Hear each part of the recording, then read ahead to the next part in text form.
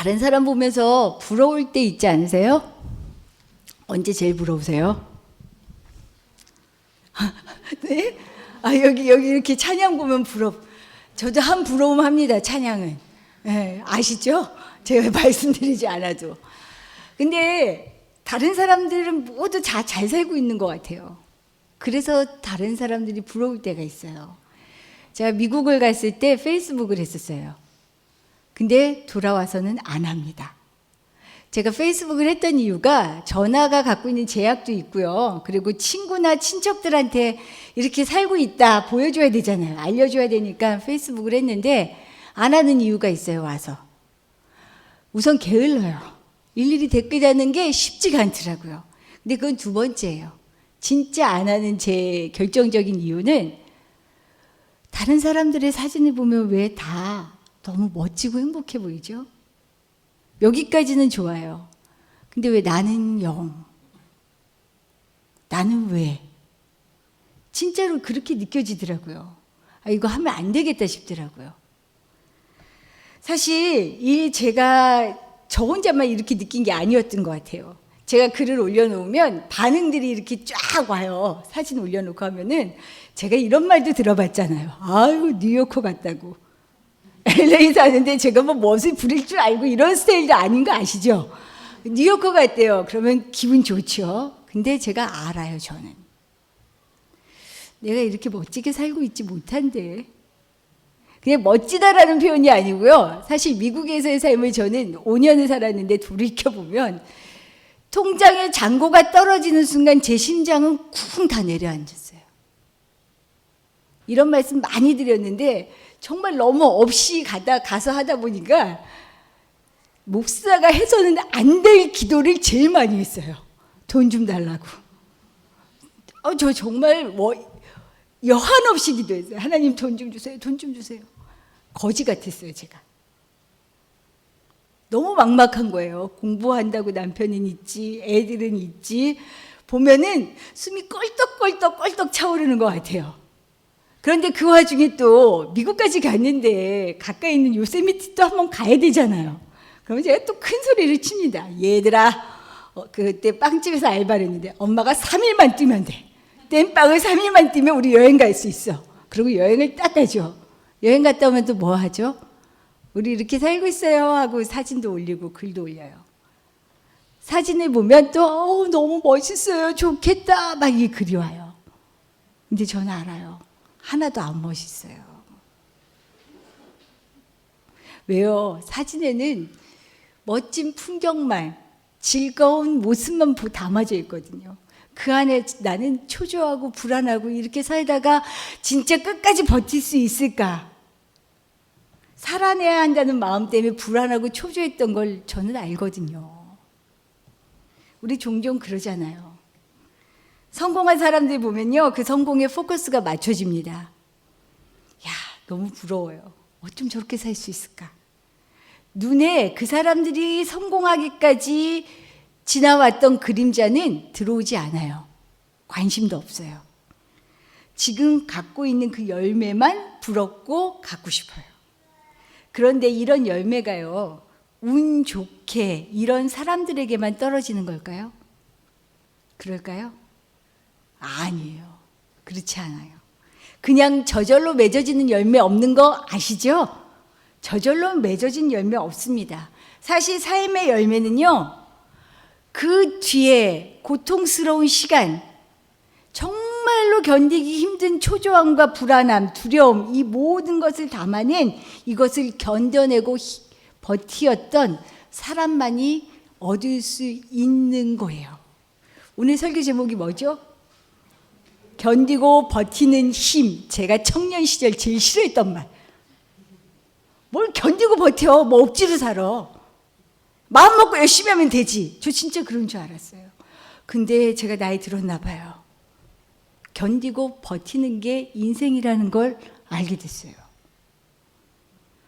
우린 늘 결과만 보고요. 내가 처한 상황이 너무 딱하고 나만 고통스럽게 살고 있다라고 생각하는데, 그래서 다른 사람의 거는 너무 다 커 보이고 좋아 보이는데요. 아니요. 결코 그렇지 않아요. 제가 오늘 설교의 요약부터 결론부터 말씀드릴게요. 결론을 말씀드리면 하나님의 사람은요 반드시 하나님께서 삶에 합당한 열매를 맺게 하십니다. 이럴 때 아멘 몇 배로 크게 나와야 돼요. 저 아멘 강요 안 하거든요. 근데 반드시 열매를 맺게 하셔요. 근데 제가 여기서 치사하게 한마디 전제를 붙일게요. 설교할 때마다 치사한 것 같은데 안 치사해요. 이게 사실은 방법이에요. 여기에 반드시 거쳐야 하는 과정이 있어요. 과정 뛰어넘고 열매 못 맺어요. 내가 마주하는 인고의 시간을 잘 버티고 견뎌내는 것입니다. 어떻게 견뎌요? 믿음으로. 오늘 이 이야기를 하려고 합니다. 오늘 본문 12절 말씀 한번 볼게요. 12절 말씀 왜 버텨야 하는지 잘 알려주고 계세요. 같이 읽어보겠습니다. 시험을 참는 자는 복이 있나니 이는 시련을 견디어낸 자가 주께서 자기를 사랑하는 자들에게 약속하신 생명의 면류관을 얻을 것이기 때문이라. 아멘. 시험을 참는 자, 곧 삶의 굴곡들을 버티고 견디어낸 사람이요 복된 사람이랍니다. 왜요? 이 사람들에게는 거기에 합당한 열매가 있다고 지금 약속하고 계셔요.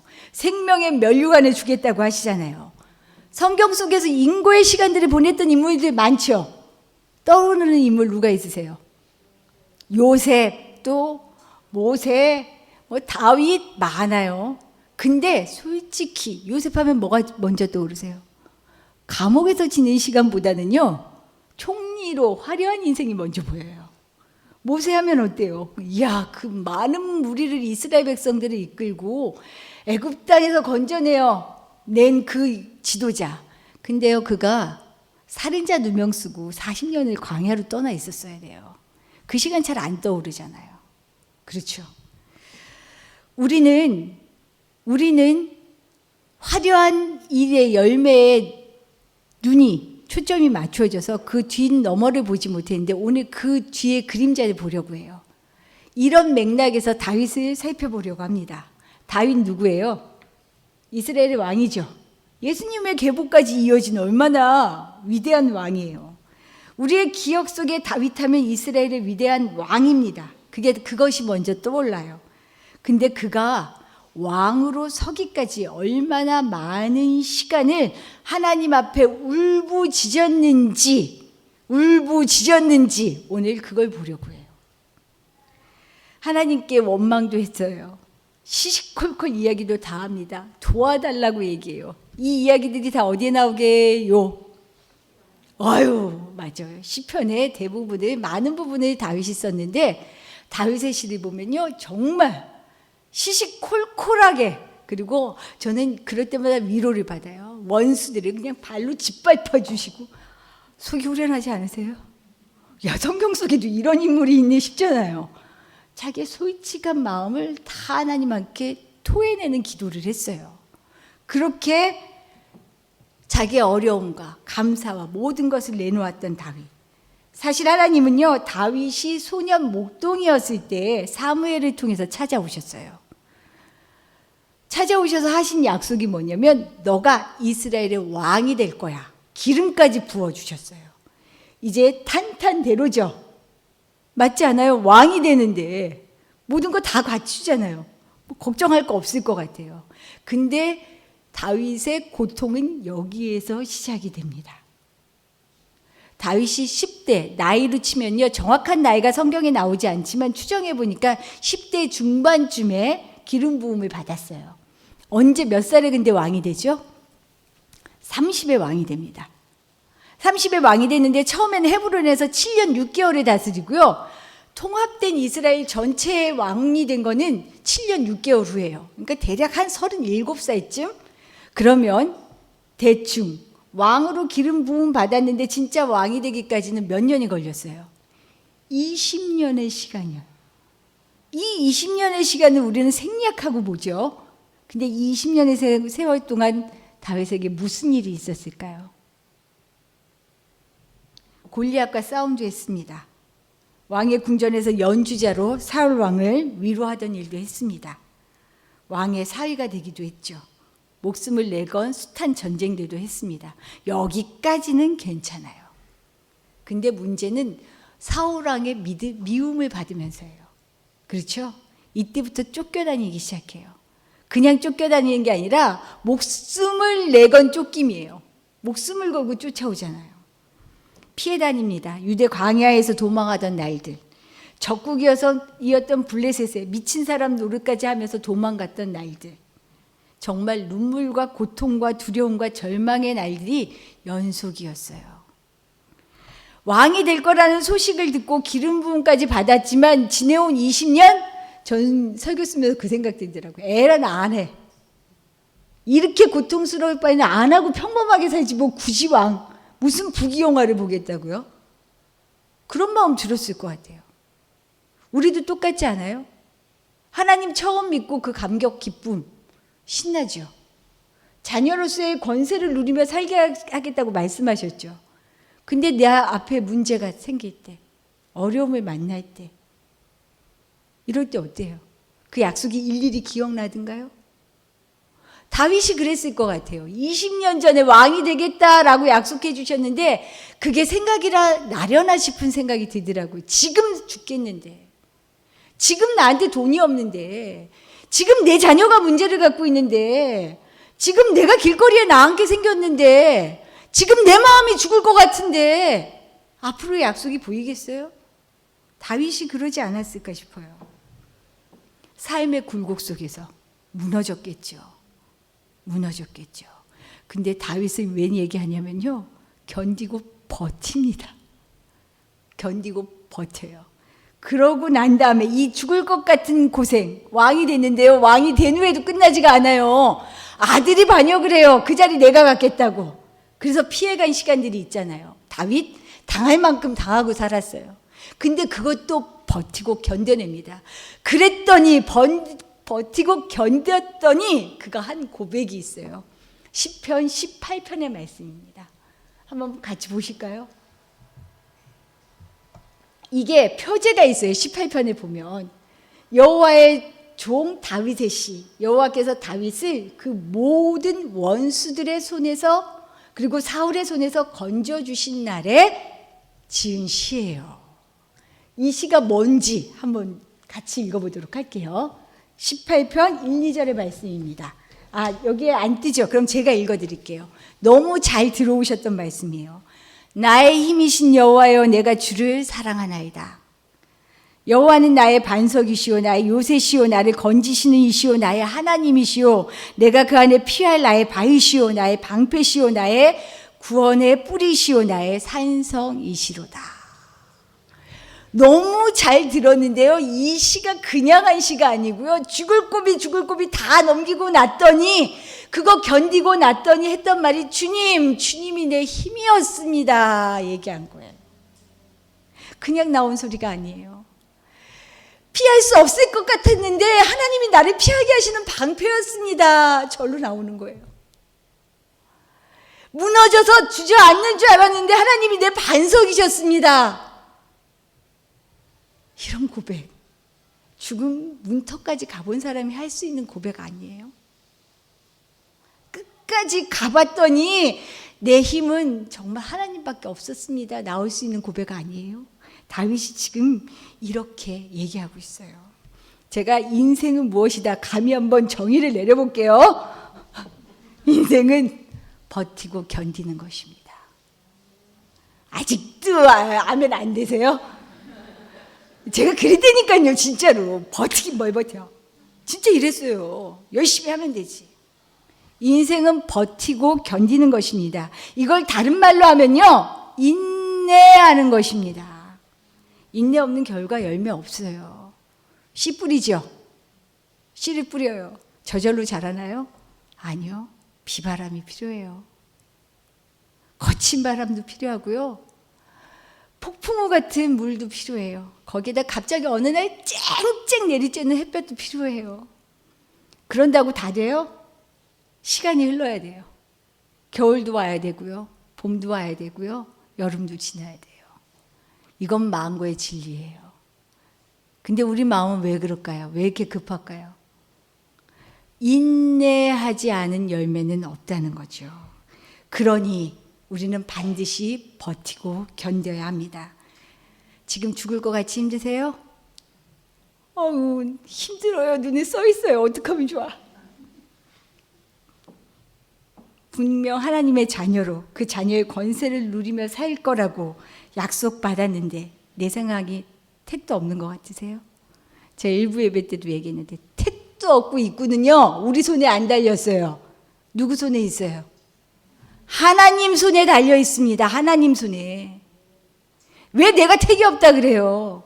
왜 나는 할 수 있다고 내 자신만만하고 자고해요? 그럴 수가 없어요. 하나님 손에 달려 있어요.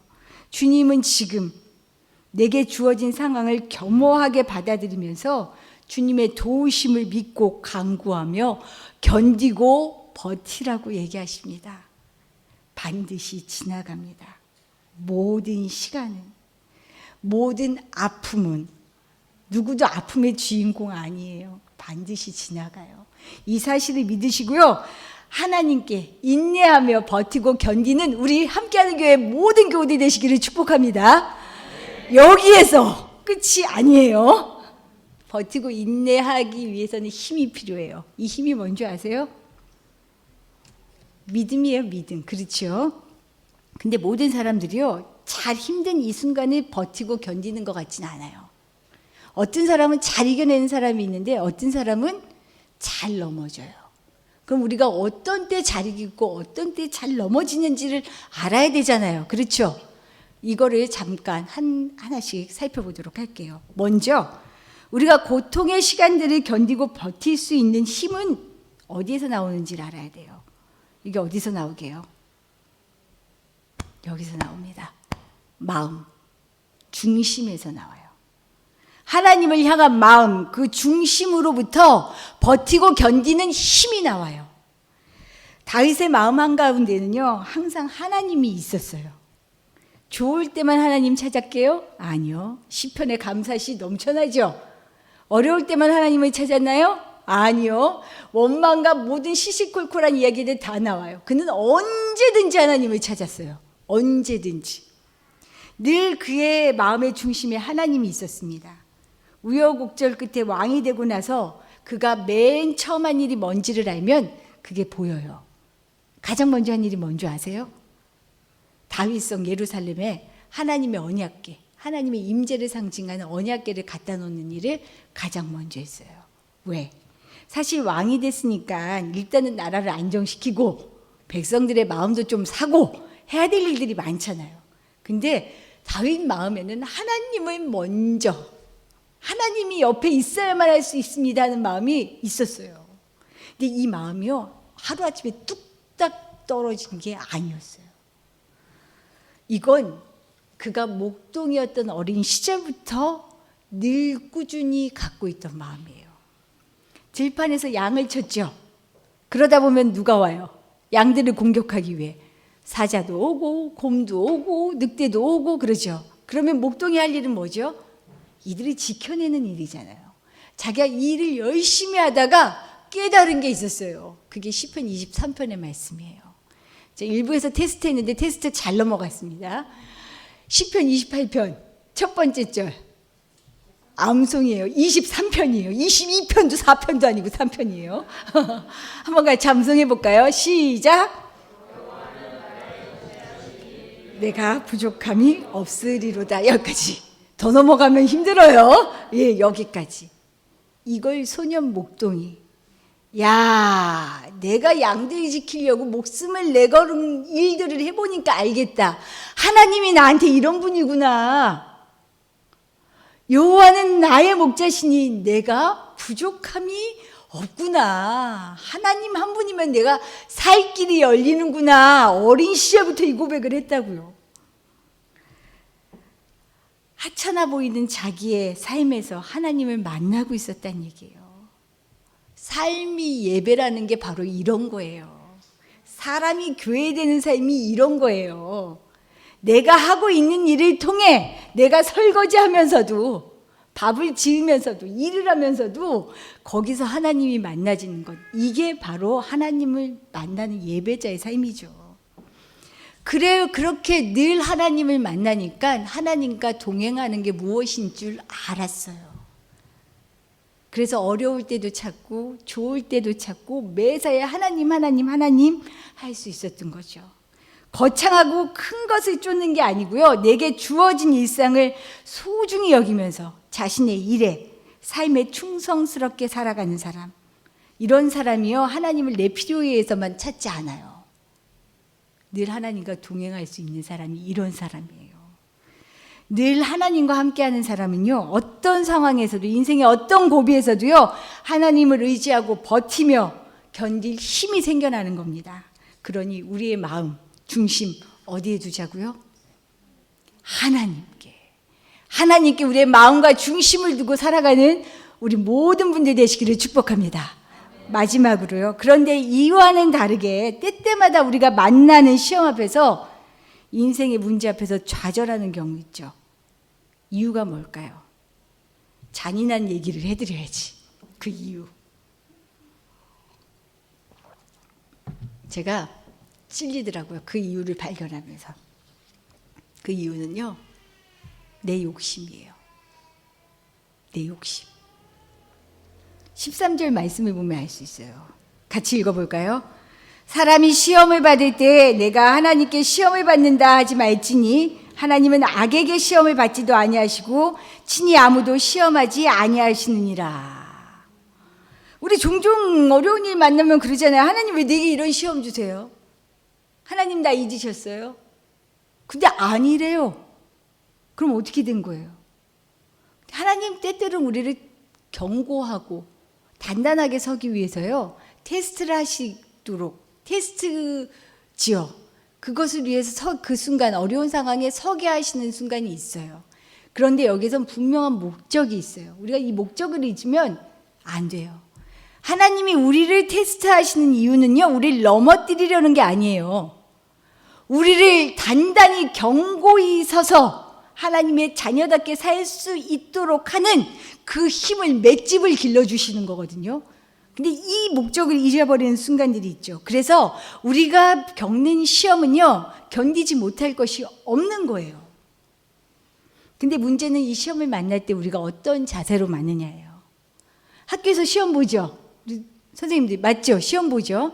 시험이 딱 있다. 어떻게 하시나요? 나의 경험을 살려서 열심히 공부한다.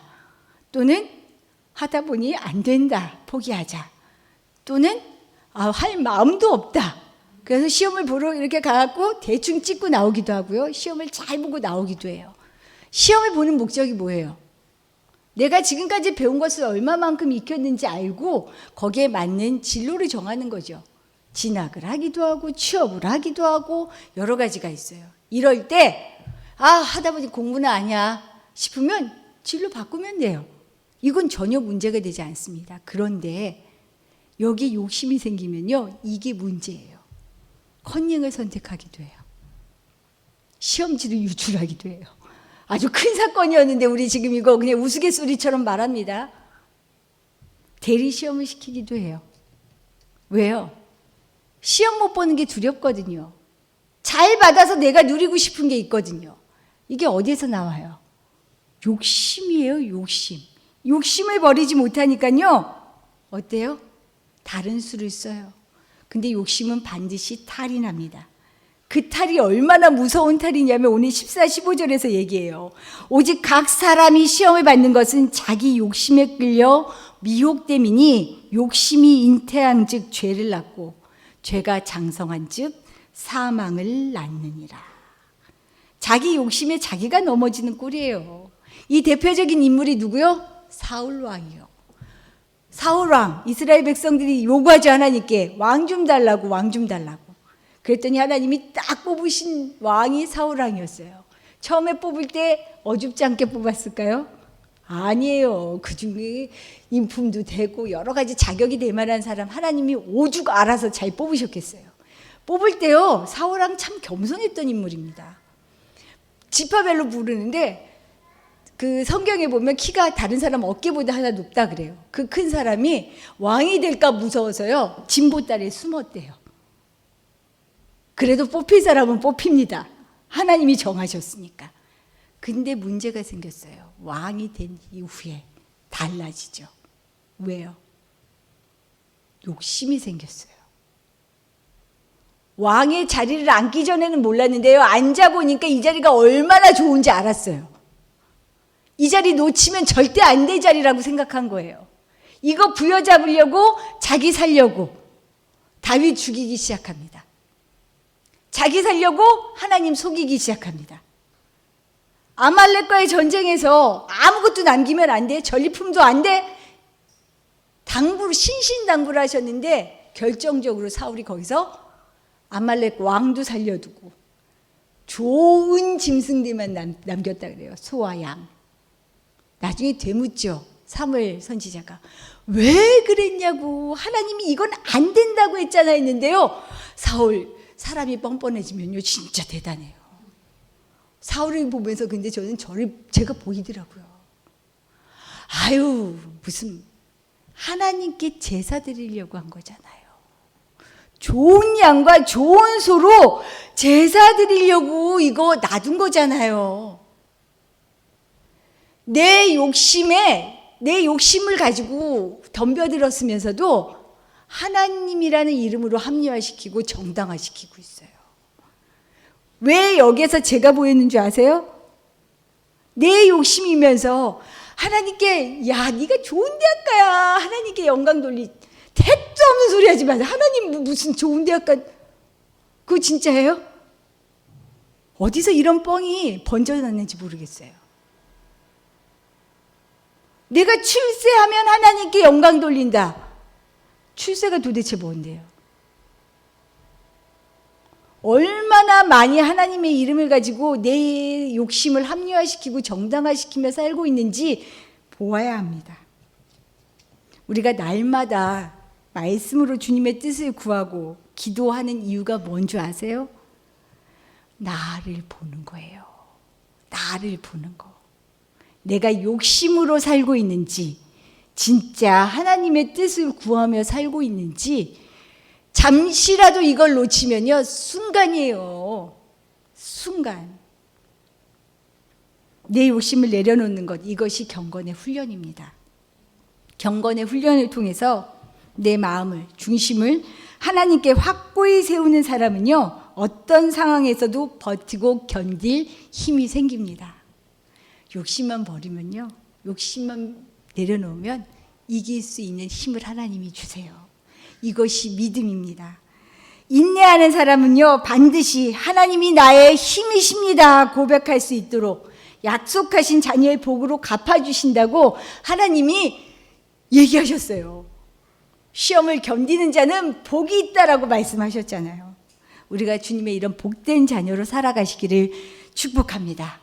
우리는 이겨낼 수 있습니다. 견뎌낼 수 있습니다. 버텨냅니다. 그리하여 하나님의 열매를 맺게 되어 있다는 것이 우리 그리스도인의 인생의 시나리오라는 것을 믿고 힘차게 이번 한 주간도 살아가시기를 축복합니다. 기도드릴게요.